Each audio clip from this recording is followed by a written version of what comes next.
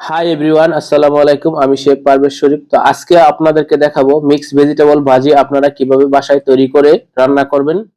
তো বন্ধুরা, দেরি না করে শুরু করে দিচ্ছি আজকের ভিডিও। প্রথমে আমি আলু এবং সিম জুলিয়ান করে কেটে নিয়েছি এবং পেঁয়াজ কাঁচামরিচ সবকিছু আমি আগেই রেডি করে নিয়েছি। তো প্রথমে কড়াইতে তেল দিয়ে দিলাম শুকনো মরিচ এবং জিরার ফাঁকি।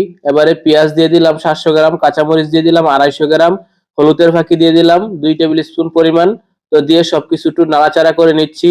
এবারে আলু এবং সিমগুলা দিয়ে দিলাম।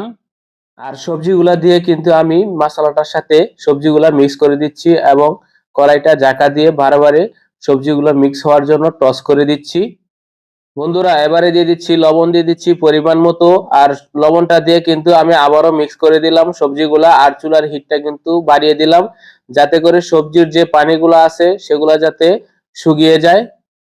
তো মোটামুটি কিছুক্ষণ নাড়াচাড়া করার পরে কিন্তু আমি সবজিটাকে আবারও দমে দিয়ে দিচ্ছি চুলার হিটটা একটু স্লো করে। তো মিনিট 10 এর মতো দম দিয়েছি।